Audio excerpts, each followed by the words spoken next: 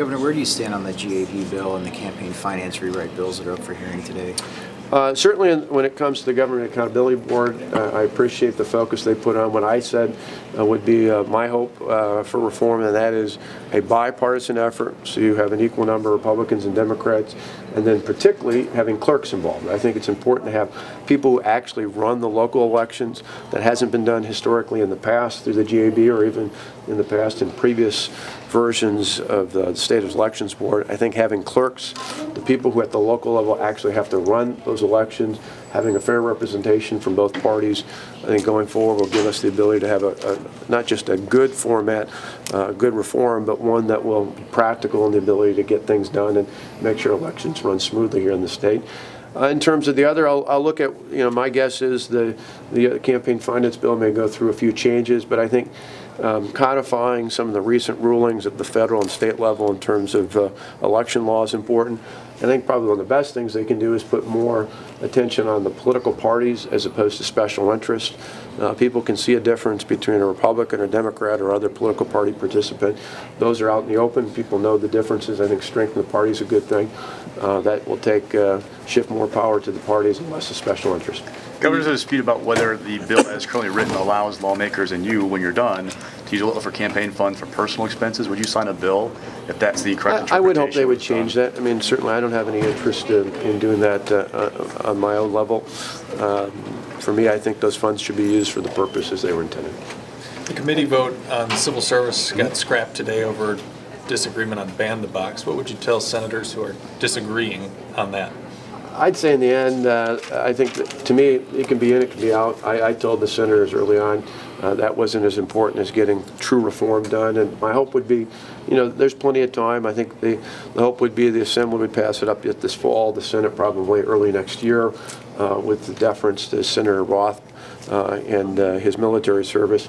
I think going forward, as long as we have something that provides real reform when it comes to recruitment of high-quality employees to plug into government and the retention of those employees, other things like that are negotiable. What do you think of having guns on inside campus buildings that are just a few? Certainly we'll look at that legislation. I mean, I think the bottom line is that the greatest fear I have about firearms are people who are not legal to have them in the first place. Those are the criminals. Certainly worry about that. And as I mentioned repeatedly in the past, the other thing we've done, I'm proud of over the years, as we put more money into mental health services than any governor has in the past 25 years. That's important because one of the common threads we see in some of these tragic cases around the country is that there are people all too often have fallen through the cracks in terms of good mental health care services. And we need to break that stigma in America. It's certainly something we've tried to hone in on, and point attention on the fact that people suffering from chronic mental illness, there are resources available in all 72 counties now, and we want to make sure they get the help and assistance they need. Do you think it would make campuses safer? Do you think it would make campuses safer, though? Again, I'd certainly have to look at the way the legislation is drafted, but to me, the real threat are not law-abiding citizens. It's people who are possessing firearms illegally and people who've fallen through the cracks when it comes to social services. You've already let guns into the Capitol, so I mean, what's a dorm or an academic hall? What's the big deal with that? Again, I haven't looked at a specific legislation, but the bottom line to me is the people I'm concerned about are people who are not legal to possess them. Someone who's gone through and been certified and been able to carry. It's not someone I'm concerned with in any circumstances, whether it's the Capitol or anywhere else. But I haven't looked at the specific With the outstanding legislation. balance for security costs for your presidential campaign, will you pay for that through the state account, the presidential campaign, or American Revival? Have you figured that out yet? Well, part of it's just going through the bookkeeping. It depends on the time. I mean, if it was done during the presidential campaign, it'll be paid for by the presidential campaign. It was done prior to that while I was touring under our American Revival, they'd pay for it. It just depends on which time. That's why this is fairly routine. They've billed it in the past, and there'll be a process by which they'll complete all the billing. How long will it take to pay it all back? Oh, it's a similar schedule they have been along. They've been paying as they go along.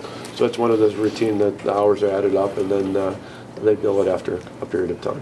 We're going to see those books this week, the campaign books. How bad are they going to look?